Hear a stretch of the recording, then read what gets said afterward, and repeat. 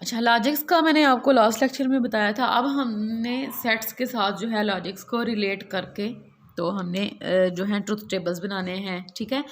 तो अगर हमारे पास आ जाता है ट्रुथ सेट,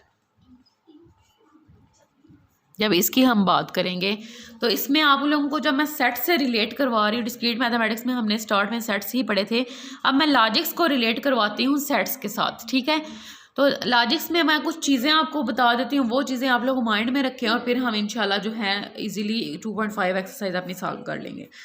अब ट्रुथ सेट क्या होता है कि जब हम निगेशन की बात करते थे, प्रोपोजिशन की बात करते थे, प्रोपोजिशन में हम क्या करते थे कि हम पी यूज़ करते थे और हम कहते थे कि ये हमारे पास स्टेटमेंट होनी चाहिए और जो है वो स्टेटमेंट जो होनी चाहिए ट्रू या फिर फॉल्स होनी चाहिए।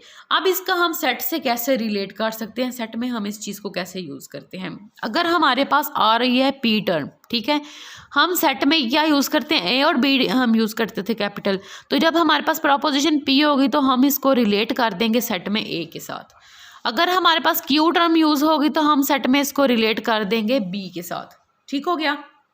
सेट में हमने पी को किसके साथ रिलेट कर देना, ए के साथ, क्यू को हमने रिलेट कर देना है बी के साथ।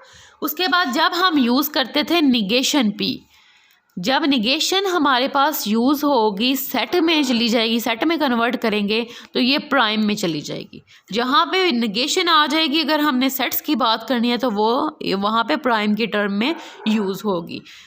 उसके बाद हम यूज़ करते थे पी एंड क्यू और पी आर क्यू, ये दो टर्म्स हमने यूज़ की हैं। पी एंड क्यू क्या है और पी आर क्यू क्या है। पी एंड क्यू में हमारे पास क्या लॉजिक थी कि पी एंड क्यू में जब हमारे पास दोनों ट्रू होंगी तो ट्रू होगा, अदरवाइज सारी कंडीशंस फॉल्स हो जाएंगी। तो पी एंड क्यू को हम अगर सेट के फॉर्म में लिखें तो हम इसे लिख सकते हैं ए इंटरसेक्शन बी। पी को मैंने किससे डिनोट किया, ए से, क्यू को मैंने किससे डिनोट किया, बी से, और एंड को ये देखें इसकी जो फॉर्म है वो इंटरसेक्शन की तरह ही है, तो हम इसे किससे डिनोट करेंगे, इंटरसेक्शन के साथ। तो ए इंटरसेक्शन बी, यानी कि जब दोनों में हमारे पास कंडीशन ट्रू होगी तो वो ट्रू होगा, अदरवाइज सारी कंडीशंस क्या हैं, फॉल्स हो जाएंगी। उसके बाद P R Q, P R Q को हम किससे डिनोट कर लेंगे, ए यूनियन बी के साथ। जब हमने सेट में लॉजिक्स को यूज़ करना है तो हमने पी एंड क्यू को ए इंटरसेक्शन बी के साथ और पी आर क्यू को हमने ए यूनियन बी के साथ। आप इधर से भी याद कर रख लें, ये देखें, और ये जो साइन है ये यूनियन की तरह ही है ना, और इसका मुंह जो है वो नीचे की तरफ खुला हुआ है और ये इंटरसेक्शन की तरह है, तो हम इस तरह भी इनको याद रख सकते हैं।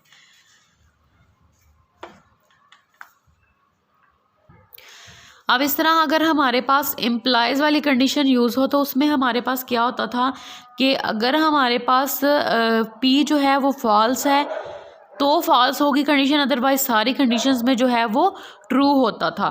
तो इम्प्लाइज में जो है वो हम यूज़ करेंगे निगेशन पी आर क्यू को, तो ये वाली कंडीशन हम यूज़ करेंगे। उसके बाद हमारे पास जब कंडीशन आ जाती थी इफ़ एंड ओनली इफ वाली या इक्विलेंट वाली, तो उसमें हमारे पास क्या होगा कि अगर हमारे पास ए इक्वल टू बी आ जाता है या P is equal to Q आ जाता है इक्विलेंट वाली, तो हम सेट में हमको इसको इन टर्म्स में यूज़ करेंगे। अब मैं क्वेश्चन सॉल्व करवा देती हूँ, फिर उधर से आपको समझ आ जाएगी। 2.5 आप खुद कर लीजिएगा। अब हमारे पास अगर आ जाता है ए यूनियन बी का प्राइम इज़ इक्वल टू ए का प्राइम इंटरसेक्शन बी का प्राइम। अब हमने इसको लॉजिक्स में शो करना है, तो हम कैसे करेंगे। अब मैंने आपको क्या बताया है कि ए यूनियन बी को हम क्या लिखेंगे, पी आर क्यू, और प्राइम को हम निगेशन में लिखेंगे लॉजिक्स में। अब ए प्राइम का क्या मतलब है, पी निगेशन पी, इंटरसेक्शन का मतलब है एंड, और बी का मतलब है क्यू, और क्यू प्राइम है तो निगेशन क्यू आ जाएगा। अब हमने इसको ऐसे सॉल्व करना है, तो हम ट्रुथ टेबल बना लेते हैं पी क्यू का। उसके बाद हमारे पास आना चाहिए negation P, negation Q, negation P R Q, और ये एक आ जाएगा negation P and negation Q. अब इसको सॉल्व हम कैसे करेंगे, पी और क्यू है, दो स्टेटमेंट्स हैं, हमारे पास चार कंडीशंस आ जाएंगी, true true, true false, false true और फॉल्स फॉल्स। ये 4 कंडीशंस आ जाएंगी। अब निगेशन पी का क्या मतलब है, पी का उल्ट, यहाँ पे ट्रू है तो यहाँ पे क्या आ जाएगा, फॉल्स आ जाएगा। उसके बाद यहाँ पे ट्रू है, यहाँ पे फॉल्स, यहाँ पे फॉल्स है, यहाँ पे ट्रू, यहाँ फॉल्स है, यहाँ ट्रू। उसके बाद निगेशन क्यू का मतलब है इसका उल्ट, ट्रू है तो फॉल्स, फॉल्स है तो ट्रू, ट्रू है तो फॉल्स, फॉल्स है तो ट्रू। ये हो गया। अब हमने क्या करना है, negation P R Q. P R Q का मतलब क्या है कि अगर एक भी कंडीशन ट्रू है तो वो ट्रू होगा, दोनों फॉल्स होंगे तब जाके फॉल्स होगा। तो सबसे पहले हम पी आर क्यू को देख लेते हैं। True true true, true false true, false true true, false false false, यानी कि सिर्फ ये कंडीशन फॉल्स होगी, बाकी सब ट्रू होंगी। लेकिन इसकी नेगेशन जब लेंगे तो तब उसके उल्टा हो जाएगा, ट्रू वाली सारी फॉल्स हो जाएंगी, फॉल्स फॉल्स फॉल्स, और फॉल्स वाली क्या हो जाएगी, ट्रू हो जाएगी। उसके बाद ये हमारे पास लेफ्ट हैंड साइड आ गई है, ये वाली चीज़ आ गई है। अब हमने राइट हैंड साइड प्रूफ करनी है। Negation P and negation Q. अब एंड वाले में आपको पता है अगर तो दोनों कंडीशंस ट्रू होती हैं तो वो ट्रू होगा, अदरवाइज वो फॉल्स होगा।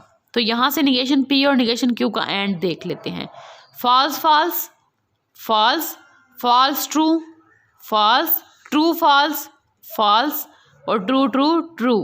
तो ये हमारे पास राइट हैंड साइड थी। तो देखें लेफ्ट हैंड साइड किसके इक्वल है, राइट हैंड साइड के।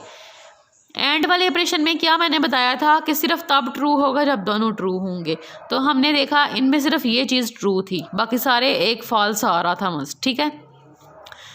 और आर वाली कंडीशन में क्या था कि अगर हमारे पास एक बी ट्रू होता है तो वो ट्रू हो जाएगा, लेकिन जब हमने निगेशन लिया तो वो उसके उल्ट आ गया ना। तो यहाँ पे देखें लेफ्ट हैंड साइड इक्वल हो गया राइट हैंड साइड के। तो एक्सरसाइज 2.5 जो है वो आप लोगों ने इस चीज़ को देख के जो है वो सॉल्व कर लेनी है, ठीक है।